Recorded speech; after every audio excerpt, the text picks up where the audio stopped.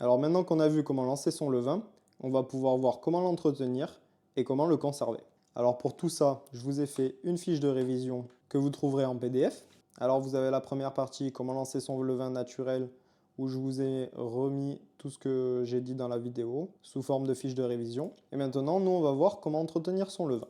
Alors déjà, comment voir quand on peut utiliser son levain? Il y a plusieurs données qu'on va pouvoir regarder. Déjà, il va avoir doublé ou triplé de volume. Il aura une surface aussi bombée sur le dessus et parfois il va commencer à s'affaisser un tout petit peu sur le milieu. Son odeur, elle doit être agréable, donc un peu acidulée, pas trop vinaigrée, juste une petite odeur de yaourt ou de pomme fermentée. Et la donnée la plus précise que vous pouvez avoir, ça va être le pH. Ça se mesure avec un pH mètre que vous allez planter dans votre levain. Il doit être compris entre 3,8 et 4,5.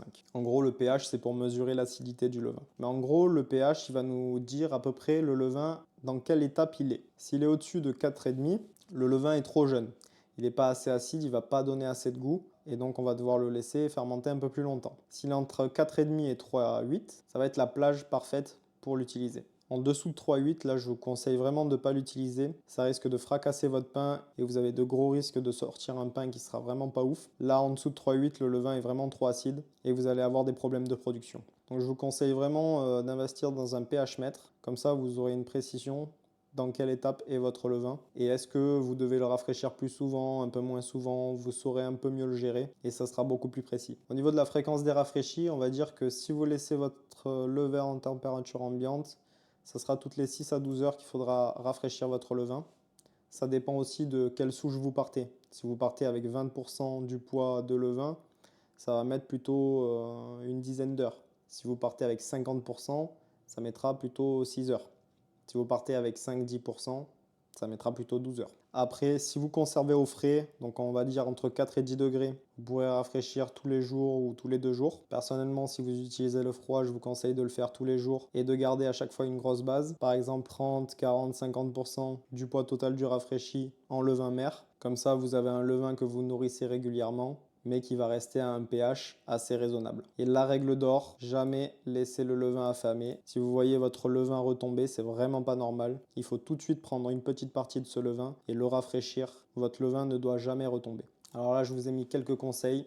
Toujours bien mélanger son levain de façon homogène. Très important de bien incorporer la farine et l'eau. Quand vous le mélangez, essayez de mettre de l'air à l'intérieur. Donc si vous le faites au fouet, c'est très bien. Si vous le faites à la main, par exemple, si vous avez des énormes quantités, vous pouvez y aller à la main, aller bien chercher au fond. Mettez bien de l'air quand vous mélangez à l'intérieur. L'oxygène va permettre de stimuler les levures. Vous pouvez aussi d'abord mélanger le levain chef et l'eau avant de rajouter la farine. Ça permettra d'être à peu près sûr que tous les ingrédients sont bien mélangés. Évidemment, utilisez des ustensiles propres, sinon vous risquez d'avoir des contaminations. Et observez bien votre levain régulièrement, l'odeur, les bulles, le volume. Vous pouvez le goûter aussi, voir s'il n'est pas trop acide régulièrement. Là, je vous ai mis un petit tableau des problèmes et solutions si vous en rencontrez. Donc là, après, on va avoir deux techniques d'entretien du levain. Alors la première technique, c'est la méthode multi-levain. En gros, l'idée, c'est d'avoir un levain chef de seigle qu'on va rafraîchir tous les jours, tous les 2 jours au frigo. En général, moi, j'utilise un levain liquide de seigle. Pourquoi du seigle? On l'a vu dans la partie des farines, c'est parce qu'il se marie très bien avec le levain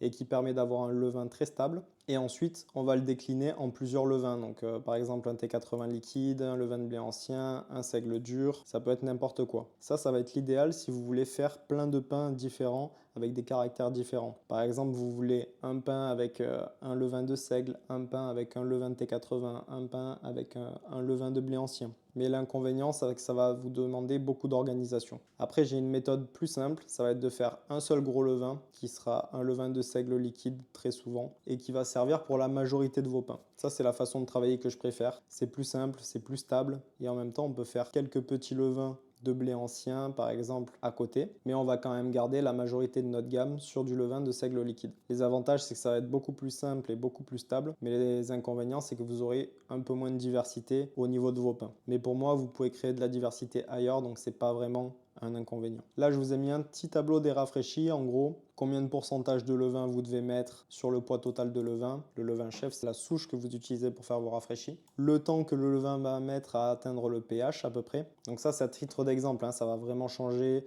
en fonction de votre laboratoire, de l'hydratation du levain, de la température qu'il fait, de la farine que vous utilisez. C'est vraiment à titre d'exemple et ça doit être adapté. Mais ça vous permet d'avoir une base. Et ensuite, vous allez avoir les conseils pratiques. Par exemple, 5% de levain chef, c'est si jamais votre levain est retombé ou alors il est vraiment très acide. Ou alors vous faites vraiment votre levain en avance pour 12 à 18 heures à l'avance. 10% c'est standard, c'est si vous voulez faire la veille pour le lendemain par exemple. 20% ça va être si vous utilisez du froid, que vous faites un rafraîchi par jour ou tous les 2 jours par exemple. Et de 30 à 50%, si vous voulez un levain express. Donc vous avez une urgence, vous avez raté un pain, vous avez une commande que vous n'avez pas prévue. Là, vous allez avoir un levain très rapide, mais attention parce qu'il va fermenter très vite et il risque de s'acidifier très rapidement. Donc voilà pour l'entretien. Maintenant, on va voir comment conserver son levain. Alors là, je vous ai donné 2 méthodes. La première méthode, ça va aller jusqu'à 1 mois de conservation. La deuxième méthode, ça va être pour conserver sur plusieurs mois. L'avantage de la première méthode, c'est qu'en 2 ou 3 rafraîchis, votre levain pourra reprendre son énergie. La deuxième méthode, ça prendra un peu plus de temps, peut-être 3, 4, 5 rafraîchis. En gros, là, l'idée, c'est par exemple, vous voulez faire une fermeture annuelle, vous fermez pendant quelques semaines ou vous fermez peut-être pendant quelques mois pour des travaux. L'idée, c'est de ne pas relancer un levain et de conserver son levain le temps de la fermeture. Alors, ces 2 méthodes, elles sont très simples. La première, c'est que vous allez rafraîchir votre levain et en faire un levain dur. Vous allez le mettre dans un pot propre et après vous allez recouvrir d'une couche de farine. Vous pouvez en mettre une bonne quantité de farine sur le dessus. L'idée c'est que la farine va absorber l'humidité, donc le levain va avoir beaucoup plus de mal à fermenter et il va aller chercher petit à petit la nourriture au fur et à mesure dans la farine, mais il va avoir de plus en plus de mal, qui va se ralentir, se ralentir, se ralentir, se ralentir, se ralentir et garder une toute petite activité pendant un mois. Au bout d'un moment, il va mourir, mais il va pouvoir se conserver pendant un mois si vous le mettez au frais, donc entre 4 et 6 degrés par exemple, dans un frigo. La conservation longue, c'est encore plus simple. Vous faites un rafraîchi liquide, vous étalez ce rafraîchi sur une feuille de cuisson et vous allez laisser sécher ça dans un endroit sec pendant quelques jours. Une fois que ça aura bien séché, vous décollez le levain qui aura refermenté puis séché. Vous le cassez en paillettes et vous le mettez dans un bocal hermétique, à l'abri de la lumière et de l'humidité. Et là, vous avez un levain qui peut se conserver pendant plusieurs mois. L'inconvénient, c'est que ça va mettre 3-4 rafraîchis à le réveiller. Mais vous gagnerez toujours un jour ou deux sur le fait de relancer un levain. Donc voilà, j'en ai fini sur mes explications pour l'entretien et la conservation du levain. On verra d'autres spécificités plus tard. Là, c'était vraiment pour vous apprendre les bases et comment vous adapter.